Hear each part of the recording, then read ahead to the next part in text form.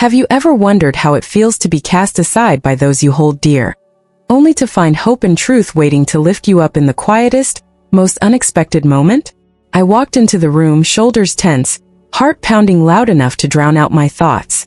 It wasn't a big space, but the harsh overhead light and the steady tick of an old wall clock made it feel like a courtroom. Every pair of eyes locked onto me. No hellos, no warm gestures. The air was heavy, like they'd all gathered to write me out of their lives for good. A long table draped in a white cloth stretched across the room, flanked by dark leather chairs that screamed business meeting, more than memorial. I held tight to my 8-year-old daughter, Lily, her hand small but steady in mine. She looked up at me, her clear gray eyes catching the worry I was trying to bury. I gave her a tight smile, just enough to keep her world from cracking. "Emily, you've got some nerve showing up." A voice cut through, sharp and cold. It was my sister, Meredith, her blonde hair pinned up, lipstick bold like a 1950s starlet. But her words? They sliced like a knife wrapped in velvet. "Guess you missed the memo that Dad cut you out of the will last year." I didn't answer. I'd braced for this, even if my heart still stung from being cast aside by my own family. Quietly, I pulled out a chair for Lily and sat beside her, taking the only empty spot at the far end of the table. That's when my Uncle Martin leaned back and let out a dry chuckle, like he'd just watched the punchline of a grim joke. "Thought you'd have the decency to stay away," he said without glancing my way. "Or are you here to toss out a late apology to your father? Bit past due for that." Lily shrank a little, her hands clutching the hem of her dress. I rested my hand over hers, gentle but firm, while my eyes stayed sharp, scanning the faces around us. People who once called me niece, sister, daughter now stared at me like I was a stranger. My presence alone seemed to offend them. I couldn't recall the last time anyone called me sister. Ever since I left home after my marriage fell apart, I'd been erased from holidays, phone calls, family stories. Meredith spun my departure as a stain she had to carry, a burden because I'd abandoned Dad. No one asked why. No one cared that I'd left with Lily, barely 3 months old, my body still raw from a C-section. I glanced around the room, Dad's old study. Faded photos hung on the walls, but I was missing from every one. They'd cropped me out of the frames, out of memory. Meredith whispered something to her husband, who'd never once welcomed me. Nearby, our cousins watched, like they already knew the ending and were just waiting for their happy ever after. The door creaked open. Mr. Davis, Dad's lawyer, stepped in, carrying a brown leather briefcase and a thick file. His footsteps were slow, deliberate. He nodded to everyone, but when his eyes met mine, he lingered. Not with pity, but with something like consideration. The room thought they knew what was coming. They figured I was here to hear, once and for all, that I had nothing. No message, no keepsake, no answers. But they didn't know I wasn't here to beg. I was here because Lily said yesterday, "Mom, if Grandpa still remembers you, you need to know. Let's go, okay?" And I said yes, not for Dad, but for her. She deserved the truth, whether it was a heavy silence or a shock no one saw coming. I breathed slow, still holding Lily's hand. Meredith smirked, but my eyes stayed on Mr. Davis as he set the briefcase on the table and began to open it. I sat there, the weight of the room pressing down, but Lily's hand in mine kept me grounded. Meredith sat across the table, legs crossed, arms folded like she was presiding over a boardroom, not a will reading. Her tailored gray suit and glinting watch screamed she was the chosen one, the only heir Dad still claimed. I glanced at Lily, sitting quiet, her small hands neat in her lap. She leaned toward me just a fraction, seeking safety, and I squeezed her hand tighter. Whatever anyone thought, I was still her mom. If I had to face their rejection again, at least this time I wasn't alone. "No one needs you here, Emily," Uncle Martin said suddenly, his voice rough like he'd smoked one too many cigars. "Your father was clear, you're out of the will. You know that, right? Or are you still chasing some fairy tale where he forgives you?" I didn't answer. Words like that didn't hit as hard as they used to. Martin, like most of them, held on to an old version of me, Emily, the weak one, the stubborn one who walked out on family for a marriage Dad never liked. They didn't know, or didn't care, that the man I loved had vanished, leaving me with a baby and endless nights at a dead-end job. I didn't leave to betray anyone. I left to survive. Next to him, Aunt Clara, who hadn't called me in a decade but sent Meredith birthday cards every year, gave me a look. Not anger, not disgust, just cold, sharp pity that cut deeper than any insult. I turned away, refusing to let it sink in. "Some people really don't know shame," Meredith said, her voice smooth but venomous. "Why are you here, Emily?" To hear the lawyer say it again. "That dad erased you from his life." I lifted my chin and met her gaze. "I'm here because I have every right to be. Like it or not, I'm still his daughter." The room froze for a second. A few heads turned like I'd splashed ice water on their faces. My voice wasn't loud, wasn't angry, just clear enough to say I wasn't begging. I was here because I belonged. Silence settled in, broken only by the faint whistle of wind slipping through a cracked window and the scratch of Mr. Davis's pen as he flipped through his notes. Everyone waited, not to honor Dad, but to tally up their shares, their rewards, their proof of loyalty. A low chuckle came from my cousin Ethan, sitting to the left. The same guy who built sandcastles with me at the beach when I was 10 now laughed like I was the family punchline. "Still think you've got a shot," he muttered, just loud enough for Lily to hear. She turned to me, her little face hardening, not with fear but with disappointment. Not in me but in the world she was starting to see clearly. "Lily," I whispered, brushing her hair, "it's okay. Just stay with me." She nodded, lips tight. She was tougher than her 8 years, and I knew if I hadn't crumbled under those stares, it was because of her. Mr. Davis tapped his pen lightly on the folder, his calm voice filling the space. "If everyone's ready, I'd like to begin." Meredith sat up straighter, hands clasped like she was about to give a victory speech. Martin leaned back, eyes narrowed, already reading between the lines. Clara pulled a handkerchief from her purse, bracing for some emotional show. And me? I just held Lily's hand. I knew my name wouldn't be in the opening lines, but like every room that had shut me out before, I'd learned to walk in with my head high and wait to see who feared the truth more than I did. The room seemed to hold its breath as Mr. Davis began. I'd always thought if I stayed quiet long enough, the whispers behind my back would fade. But they hadn't. They'd only grown louder, clinging to me like fog I couldn't shake. My family never cared why I left. They'd already decided I was the daughter who didn't know sacrifice, the one who ditched Dad when he needed her most. Meredith spun that story, Martin echoed it, and it became their truth.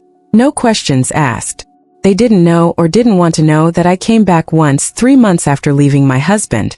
I showed up at Dad's door with Lily in my arms, a single suitcase in hand. It was raining, not a downpour but enough to chill my bones. I knocked, hoping that no matter how angry he was, he'd let me in. He used to say, "Family's the one place that won't lock you out." But that day he did. The heavy oak door stayed shut, cold and final. I stood on the porch for nearly 2 hours, Lily crying from hunger and cold. It was a neighbor, Mrs. Green, who finally handed me an umbrella and a card for a women's shelter. I walked away as night fell, vowing never to look back.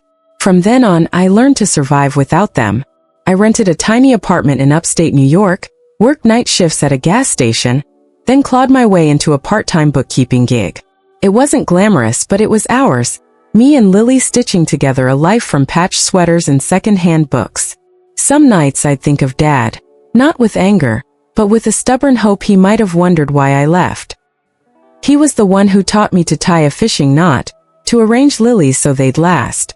The one who listened when I dreamed of designing homes instead of crunching numbers. But after I married a guy he didn't approve of, a dreamer who turned into a nightmare, it all fell apart. When that marriage ended and I showed up with Lily, he still turned me away. Only one person knew the whole story, Mr. Davis. Last year when he called about some paperwork for a scholarship fund, I asked him point blank, "Did Dad ever mention me?" He paused, then said softly, "I think he kept tabs on you." It wasn't much, but it was enough to keep a spark of hope alive. That maybe somewhere deep down the Dad I loved was still there. That's why I came today. Not for money or to fight, but to see if in his final moments he left something, a note, a word, anything to show I wasn't completely forgotten. I looked around at their faces, all waiting. They thought I was here to grovel.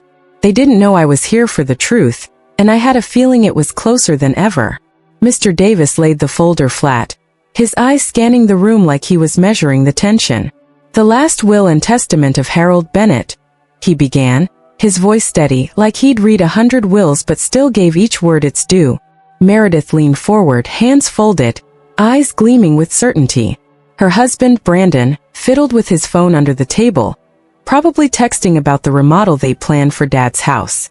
I, Harold Bennett, Mr. Davis continued, being of sound mind, divide my estate as follows. The words felt distant, each one sinking deeper into the reality I'd prepared for. My name wasn't there. To my eldest daughter, Meredith Bennett, I leave the main house, its contents, and the adjoining land. Meredith's lips curved slightly, a silent checkmate. To my brother, Martin Bennett, I leave the lake house, including the cabin and boat. Martin nodded, satisfied. He loved that lake almost as much as he loved being right. To my nephew, Ethan, I leave the vintage car collection, titles included. Ethan stroked his chin like it was all expected. I sat still, each sentence confirming what I'd feared. I had no place here. Not a mention, not a goodbye. Then came the line that cut clean through any lingering hope. And as previously stated, Mr. Davis said, slowing down, my youngest daughter, Emily Bennett, shall receive no portion of this estate. The room went dead quiet. A beat later, Meredith let out a soft snort, whispering to Brandon, "Told you." Martin shook his head, tossing me a look of fake pity. "Takes a special kind to turn your back on your own father," he said, half joking, like I was barely worth the comment. Lily sat beside me, not fully understanding but feeling the weight. She whispered, "Mom." I squeezed her hand, holding back the ache. I'd known this was coming. I'd rehearsed it in my head 1,000 times, but nothing softens the blow of hearing your name erased from your father's life, in front of everyone like it's official. I took a deep breath, staring at the table's wood grain, its swirls catching the light. Around me, murmurs started, Meredith talking about basement upgrades, Ethan muttering about moving the cars. No one spoke to me. No one asked what I felt. They'd closed this chapter years ago. I was just late to the funeral. I was about to stand, ready to slip out with Lily, when she turned to Mr. Davis, her voice small but clear, slicing through the room. "You forgot the video he made." Everyone froze, Meredith, Martin, Ethan, even Brandon. Mr. Davis raised an eyebrow. My heart stopped. "Lily," I whispered, voice shaky. "What are you talking about?" She didn't look at me. Her eyes stayed on Mr. Davis, calm and sure, like she'd been waiting for this. She reached into her backpack and pulled out a wrinkled white envelope, sealed with brown tape. In bold, familiar handwriting it read, "For Mr. Davis. Only if it gets ugly." My breath caught. That was Dad's handwriting, no question. "Lily, where'd you get that?" I asked, my voice barely holding steady as I touched the envelope. She turned to me, eyes clear and unwavering. "The last time I saw Grandpa," she said. "He gave it to me and told me to keep it safe. Said to give it to Mr. Davis if people forgot something important." The room was dead silent. Meredith's face drained of color, though she tried to keep her cool. Martin leaned forward, Ethan set his phone down, and even Brandon stopped fidgeting. Mr. Davis took the envelope with both hands, like it was more precious than any contract. He glanced at me, then Lily, before carefully peeling it open. Inside was a small black USB drive and a folded note, also in Dad's handwriting, signed at the bottom. He skimmed the note, then looked up. "This is a video recorded by Mr. Harold Bennett before finalizing his last will," he said, his voice heavier now. "He left instructions to play it only if the reading turned contentious. And I believe today qualifies." Meredith forced a sharp laugh. "This is ridiculous," she said, her pitch higher than usual. "Some random video has no legal weight." Martin jutted his chin. "No proof it's even real. Harold never mentioned this to me." But Mr. Davis was already moving. He walked to the laptop on a side table, plugged in the USB, and a single file popped up. He clicked it, and there was Dad, Harold Bennett, sitting at his desk in the study wearing the brown cardigan I'd given him years ago. His silver hair was neat, his eyes locked on the camera. The room went still as his voice came through, rough but clear. "If you're watching this, Emily, it means things didn't go as I hoped. And I'm sorry." I froze. My hands went numb, still gripping Lily's. His voice kept going, steady and raw. "I know you're left out of the will." I agreed to it back then, thinking it was right. But the closer I got to the end, the more I saw I was wrong. Wrong to believe what others said. Wrong not to ask you why you left. Tears stung my eyes. Lily squeezed my hand like she'd known this was coming and waited for me to be ready. I met Lily, Dad went on, his face softening. She didn't say much, but when I asked about you, she said, "Mom's the safest place in the world." The murmurs around me faded. It was just his voice now, the voice of a man I thought would never understand me, admitting he'd failed. "I let pride and anger drown out the truth," he said. "I believed Meredith when she said you walked away to shirk duty. I trusted Martin when he said you turned your back on us. I didn't ask. I didn't check. I just shut the door. And I lost you." Meredith shifted in her seat, her lips tight. Brandon looked down, Martin crossed his arms, jaw clenched. They were trying to hold it together. But Dad's words were unraveling their story. "I remember you coming back," he said, eyes heavy. "You stood in the rain with Lily. I saw your face through the window and I still didn't open the door. I thought you owed me. But I was wrong." My tears fell silently, steady, like years of hurt were finally slipping away. "I'm proud of you, Emily," he said, voice thick. "You were the bravest of us. You left when you had to. You protected your daughter, stood on your own when we all turned away.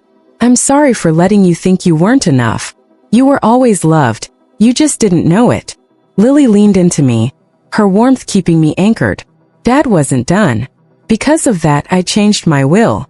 A final version signed and sent to Mr. Davis, fully legal. "I leave this house to you, Emily, along with my savings, stocks, and a college fund for Lily. I want her to have the chances you didn't." A sharp gasp cut through, maybe Meredith, maybe Ethan. Martin started to speak, but Mr. Davis raised a hand, silencing him. "I know this'll upset some," Dad said, like he could see their faces. "But this isn't about fair. It's about truth. And the truth is, Emily, you deserve every good thing I can give." The screen dimmed, but before it went black, Dad looked right at the camera, his eyes soft, like when he'd comfort me during summer storms. "You're my daughter," he said. "I love you. I always did, I just didn't show it. Live well for you and Lily. Don't let them break your heart again." The video ended. Silence swallowed the room, deep and heavy, like the air after a confession. I sat there, Lily's hand in mine, a storm inside me. Not anger or pain, but something I hadn't dared feel in years. Dad had seen me. Dad had chosen me.